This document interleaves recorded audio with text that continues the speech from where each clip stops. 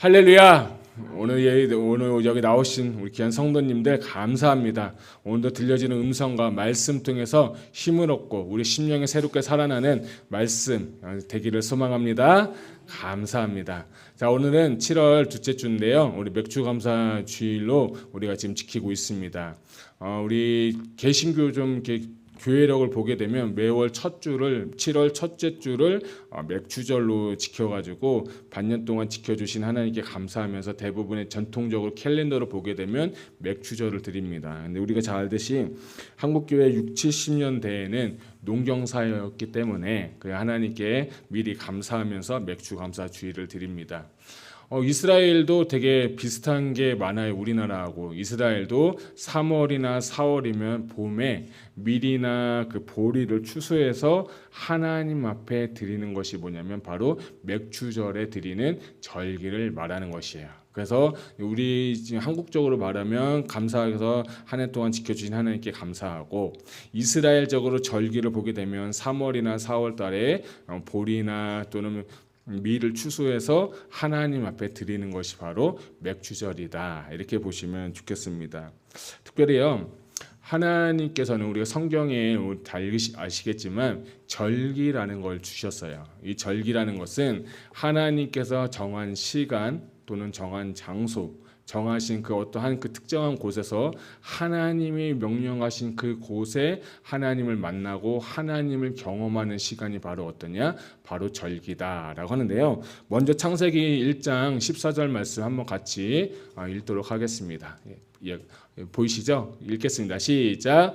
하나님이 이르시되 하늘과 궁창에 광명체에 있어 낮과 밤을 나누게 하고 그것들을 징조와 계절과 날과 해를 이루게 하라. 아멘. 자, 저기서 보게 되면 14절 하반부에 보면 징조와 계절이라는 단어가 있는데요. 이 계절이라는 단어가 히브리어로 모에드라고 합니다. 그래서 다음 페이지가 보면 모에드라는 건 뭐냐면 절기라는 거예요. 그래서 하나님의 영원한 계획 속에서 미리 정해진 시간과 거룩한 만남의 역사를 이루기 위해서 하나님께서는 이스라엘 백성들에게 무엇을 주셨냐면 절기라는 걸 주셨어요. 그래서 이 절을 보여주시고요. 구약 시대를 보게 되면 봄절기가 있고 또 가을절기가 있어요. 봄절기 같은 경우에는 크게 유월절, 그리고 무교절, 초실절, 그리고 또 맥주절 또는 칠칠절 또는 오순절 해서 크게 4개의 절기가 언제냐, 한 개의 사이클로 보게 되면 이 봄절기를 의미하는 거예요. 자, 그리고 나서 이제 9월부터 좀 9월이나 10월 우리 달력으로 말하면 이제 가을절기가 있는데 나팔절이 있고 대속제일이 있고 그다음에 장막절이 있어서 이스라엘 백성들이 가을절기와 봄절기와 가을절기를 하나님께서 정하라고 명령하셨기 때문에 그들이 절기를 계속해서 지키게 됩니다. 지금도 유대인들은 이 하나님께서 주신 그 절기에 따라서 봄절기와 가을절기를 같이 잘 드리고 있어요. 자, 그런데 오늘은 봄절기를 보게 되면 아까 유월절, 무교절, 초실절 또는 이제 맥주절이라고 했는데요. 이 모든 봄절기와 가을절기는 예수님과 굉장히 밀접한 관련이 있어요. 유월절은 무슨 사건이냐면 예수 그리스도께서 십자가에 죽으신 피 흘림의 그 사건이 뭘 의미하냐? 유월절을 의미하고요. 무교절은 예수 그리스도께서 무덤에 머무르셨던 것을 의미하고, 초실절이라는 것은 뭐냐면 초실절은 이제 우리가 쉽게 표현하면 첫 열매를 드리는 시간인데, 그건 뭐냐면 예수님께서 죽으셨다가 부활하신 것을 의미하는 절기가 뭐냐면 바로 초실절이에요. 그래서 유월절, 무교절, 그리고 초실절, 이 모든 것은 예수 그리스도의 사역과 굉장한 밀접한 관련이 있고요. 그리고 나서 초실절이 지나고 난 후에 50일 후에 7주 곱하기 7이라니까 49일이죠. 안식일부터 7주를 세워서 49일이고 그 다음 날이 50일째 드리는 그 날이 언제냐? 바로 우리가 오늘 지키는 맥주절입니다. 또는 그래서 77절이라고도 표현을 합니다. 그래서 맥추절, 칠칠절, 이따 신약시대도 보겠지만 오순절, 이 세 개의 단어는 똑같은 내용이에요. 오순절, 칠칠절, 맥추절. 그래서 이 봄절기에는 예수님께서 있었던 그 사건들이 바로 봄절기인데, 근데 저는 이 봄 맥추절의 그 의미에 대해서 저는 오늘 저와 여러분이 한 세 가지 정도에 대해서 의미에 대해서 말씀을 나누고자 합니다. 특별히 첫 번째는 뭐냐면, 이 첫 번째 하나님께서 이 의미를 주신 목적은 뭐냐면, 하나님께서 말씀을 주시기 위해서 이 맥추절을 의미했다, 이렇게 보시면 좋겠어요. 여러분, 오늘 우리가 출애굽기 19장을 이렇게 읽었지만 우리가 잘 알듯이 출애굽기는 하나님께서 모세를 부르시고 모세를 또 보내셔가지고 이스라엘 백성들을 애굽에서 끄집어내서 홍해를 건너게 하시면서 이제 사건이 역사가 나타나는데, 자, 아까 말씀드렸던 유월절 또는 무교절, 초실절, 맥추절의 가장 첫 번째 있었던 게 뭐냐면 이 출애굽기의 사건이에요. 자, 출애굽기 우리가 잘 알듯이 정말 이 죽음의 그림자가 오는데 모세를 통해서 하는 얘기가 뭐냐면, 너희가 양을 잡고 그 피를 찍어서 문지방에 바르기만 하면 죽음의 그림자가 어떻게 되죠? 패스 오버 해가지고 넘어간다. 그게 첫 번째 유월절이에요. 그리고 나서 너희가 누룩 넣지 않는 것, 삶지도 않는 그 고기를 먹어라 해서 무교절을 지키고, 그리고 넘어와서 이스라엘 백성들이 홍해를 초실절 지나고 홍해를 지나서 이제 막 19장까지 가게 되면 약 45일 만에 시내산에 도착하게 됩니다. 자, 시내산에서 도착하고 후인데, 그때 제가 11절 출애굽기 19장 11절 말씀을 한번 같이 읽겠습니다. 시작. 준비하게 하여 셋째 날을 기다리게 하라. 이는 셋째 날에 나 여호와가 온 백성의 목전에서 시내산에 강림할 것임이라. 아멘. 하나님께서 45일 만에 출애굽을 시켜서 시내산에 오게 하고 며칠을요? 셋째 날을 더 기억해서 48일 또는 49일 동안 준비시키고 난 후에 오늘 우리가 읽은 본문의 말씀 16절 말씀을 한번 가볼까요? 우리 16절 됐죠? 16절 같이 읽겠습니다. 시작. 셋째 날 아침에 우레와 번개와 빽빽한 구름이 산 위에 있고 나팔 소리가 매우 크게 들리니 진중에 있는 모든 백성이 다 떨더라. 아멘. 자, 45일 만에 시내산에 오고 3일 4일을 준비하고 난 후에 셋째 날에 이제 하나님께서 강림하시는 그 사건이 언제냐? 바로 그 시점이 바로 오순절, 맥추절, 칠칠절이 현실적으로 나타나는 것이 바로 19장에 나타난 거예요. 자, 그런데 이 19장은 굉장히 중요해요. 19장부터 약 24장까지는 너무나도 중요한데, 이스라엘 백성들이 19장에 시내산에 와서 하나님과 계약을 맺고 그리고 나서 3일 동안 준비시키신 후에 하나님께서 다시 이 이스라엘 모세를 부르셔가지고 무엇을 주셨냐면 하나님의 말씀, 하나님의 율법을 주셨어요. 그리고 나서 20장에 가서는 십계명을 주시고 그 외에 부칙적인 말씀들, 부칙적인 것들을 주시고 24장에 가서야 비로소 하나님과 이스라엘 백성들이 계약을 체결하는 시간이 된 거예요. 그래서 제가 성경 연구를 해보니까 19장과 24장의 그 연관되는 시간의 순서는 좀 학자들마다 좀 다르고 정확하게 나와 있진 않기 때문에 잘 나와 있지는 않아요. 그렇지만 제가 오늘 여러분께 드리고 싶은 말씀은 이 19장의 맥추절에 하나님께서 가장 먼저 하신 것이 뭐냐면 이스라엘 백성들에게 율법, 십계명, 하나님의 말씀을 그들에게 가르쳐 주었다는 거예요. 그래서 맥추절은 우리가 생각하는 단순한 절기가 아니에요. 이 단지 우리가 감사하고 우리가 먹을 것 주시고 감사하는 그 절기를 뛰어넘어서 어떻게 보면 진정한 맥추절의 첫 번째 의미는 뭐냐면 하나님께서 우리에게 무엇을 주셨다? 말씀을 주셨다는 거예요. 여러분, 저는 여러분들이 하나님의 말씀에 큰 권위를 주셨으면 좋겠습니다. 왜 하나님께서 우리에게 말씀을 주시고 왜 하나님께서 우리에게 율법을 주셨는지를 여러분들이 정확하게 아셔야 성경을 보는 시야가 달라져요. 우리가 예수님 믿고 구원받고 거듭난 사람은 이제 하나님의 나라에서 하나님의 법칙대로 살아가는데, 그 법칙대로 살아가기 위한 하나님의 법이 뭐냐면 하나님의 말씀이기 때문이에요.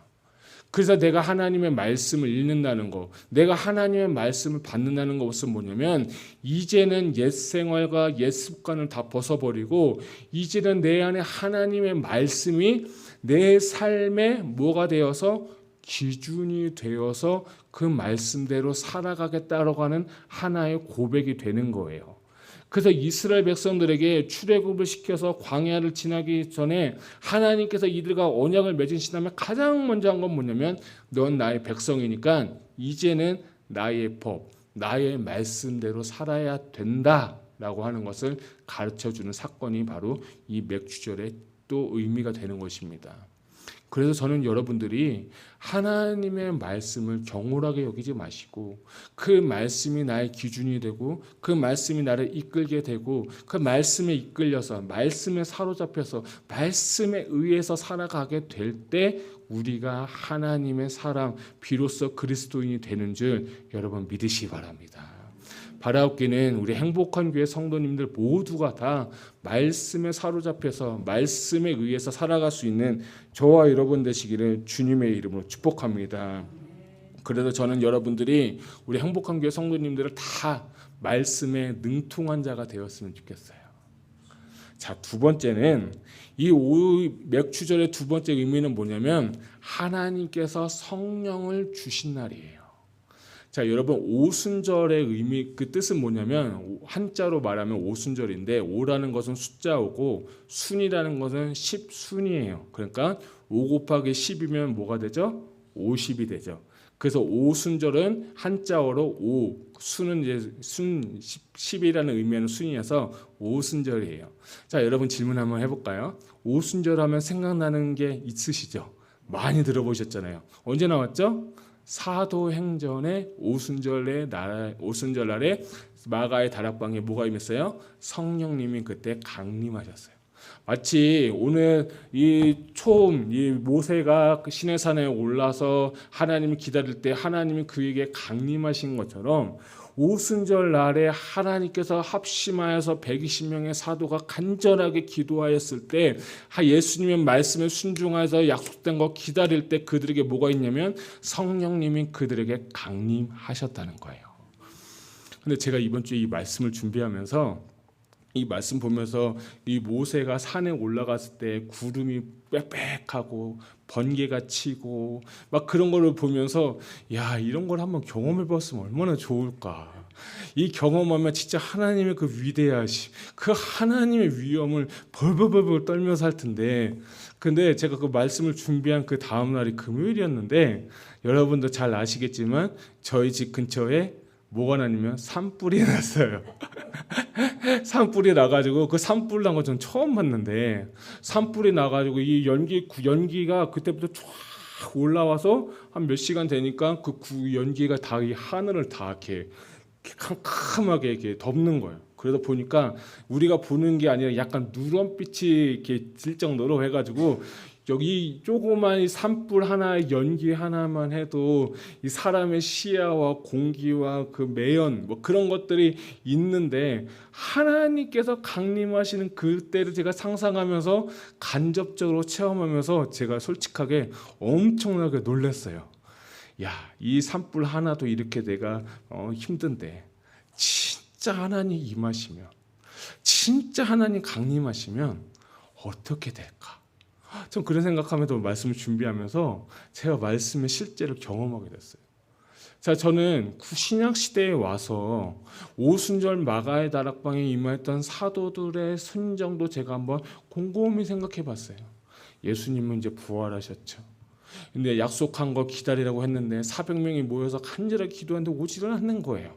그래 몇 명이 떠나간 다음에 120명이 남아서 하나님 앞에 간절하게 기도할 때 그때가 되어서 성령님이 그들 가운데 임한 사건이 바로 오순절 맥추절인 거예요. 구약의 맥추절은 말씀이 임했다면 신약적인 맥추절은 뭐냐면 성령님이 임하게 된 사건이에요. 자, 근데 여러분 중요한 건 뭐냐면 어떤 한 가지에도 초점을 맞출 수가 없다는 거예요.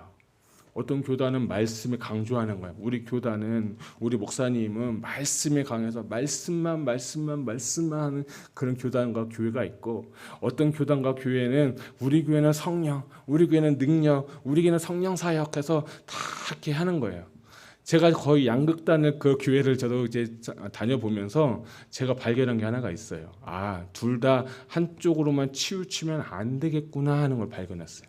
말씀을 강조하면 지식은 많은데 항상 그 마음 가운데 어떤 조금 죄송하지만 교만한 마음이 있어서 판단하고 평가하는 마음이 굉장히 많아요.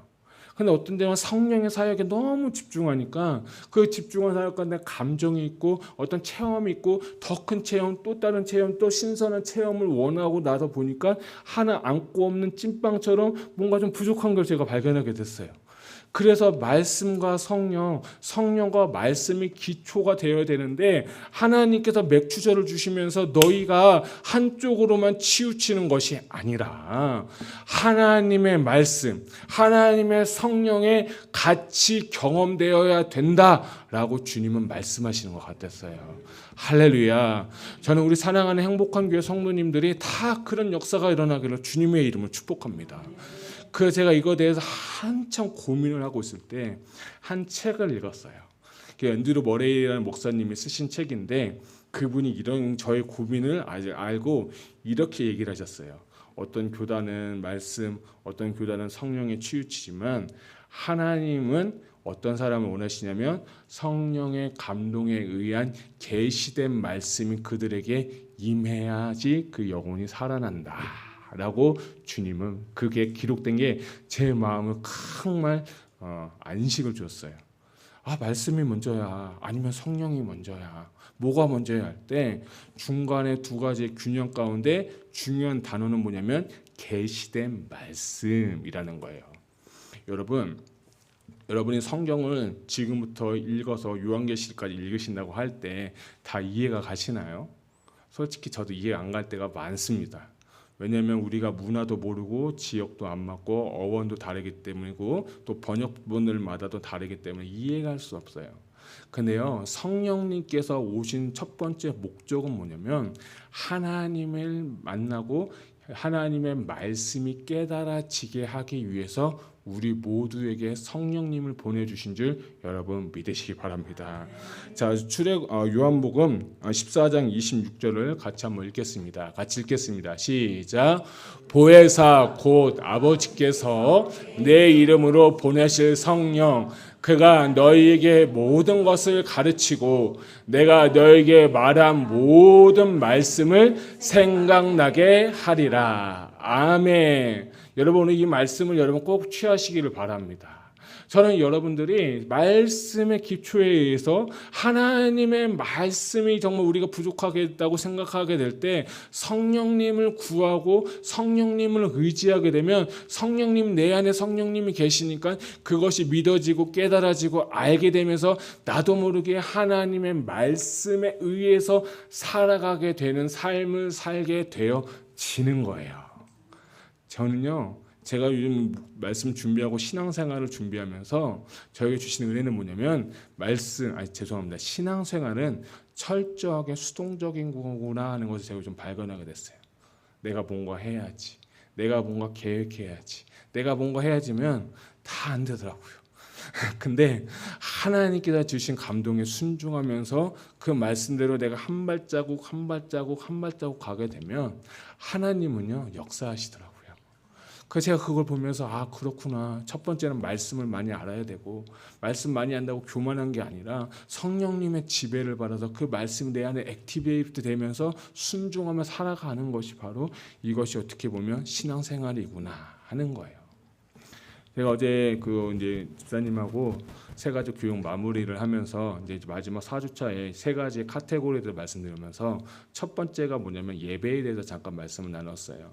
우리가 잘 알듯이 요한복음 4장 23장에는 너희가 예배한 자는 무엇과 무엇으로 신령과 진정으로 예배할지니라 라고 하면서 제가 또 말씀 준비하고 그 구절을 다시 또 보니까 여기도 신령이 있고 여기가 진정이 있네. 그러니까 Holy Spirit and Truth잖아요.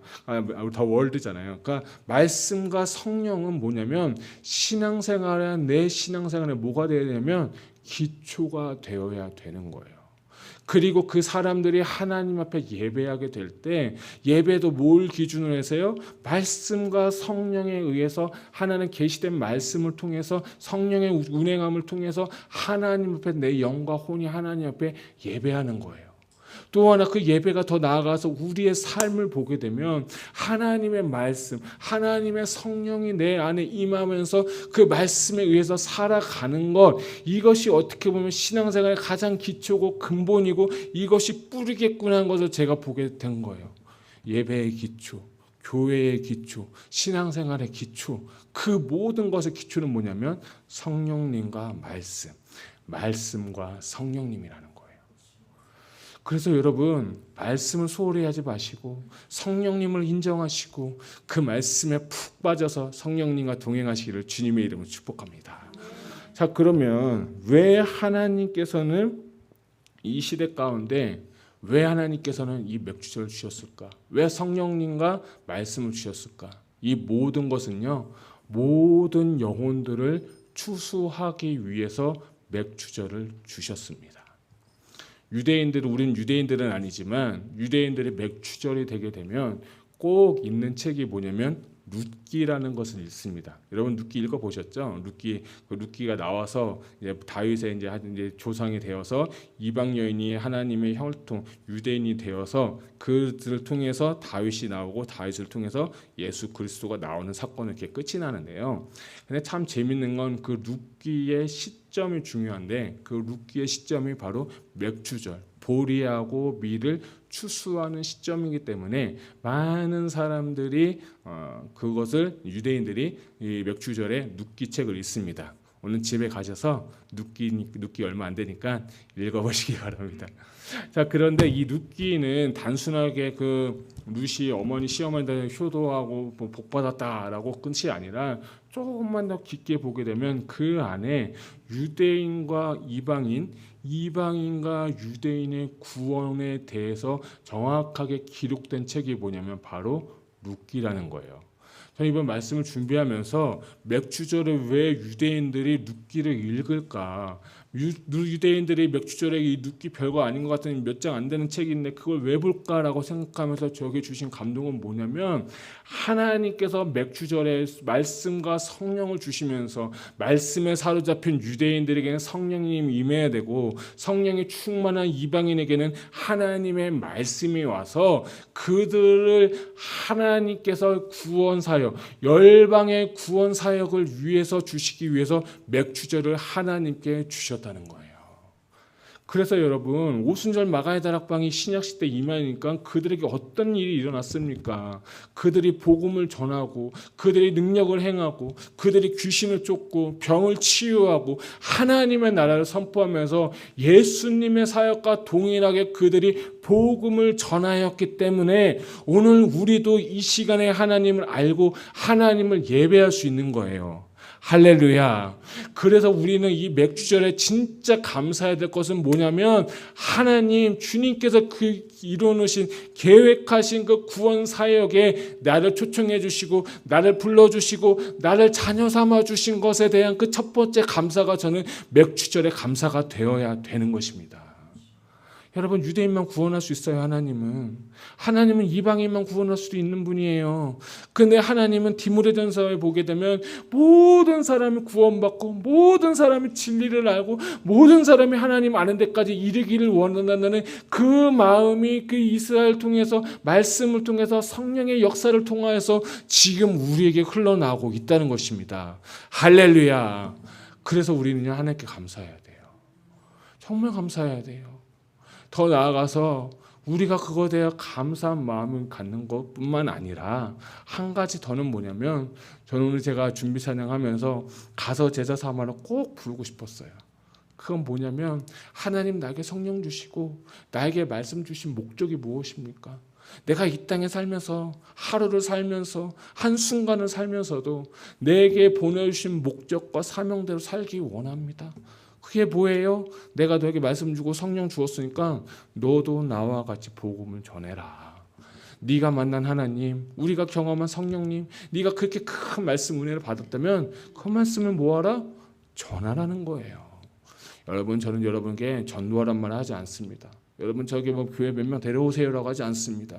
여러분의 삶을 통하여서 하나님의 말씀이 나타나고 하나님을 살아계신 그 경험을 하면서 삶으로 하나님 앞에 정말 예배하면서 삶으로 보여주는 그런 삶, 이 삶이 어떻게 보면 맥주절의 진정한 의미라고 저는 생각합니다. 여러분, 성령 받으셨죠? 말씀 받으셨죠? 아멘? 그러면 전하시길 바랍니다. 나 하나님 만났는데 이랬어. 내가 이렇게 됐는데 이런 삶을 살면서 내가 이렇게 좋게 됐어. 그래서 저는 여러분들이 성령과 말씀의 기초에 의해서 하나님께 영광 돌리는 저와 여러분 되셨으면 좋겠습니다. 먼저는 우리 자신이 하나님 기뻐하시는 온전한 첫 열매로 하나님 앞에 드리고, 두 번째는 우리를 통하여서 말씀과 성령과 말씀의 거룩한 감동과 충만함으로 말미암아 많은 영혼들의 추수할 수 있는, 많은 영혼들을 그리스도께로 이끌 수 있는 그 맥주절의 하나님의 마음이 우리 마음 가운데 다운로드 받아서 여러분 삶을 통하여서 정말 좋은 귀하고 값진 영혼 구원의 열매가 맺혀지기를 주님의 이름으로 축복합니다. 반주해 주시고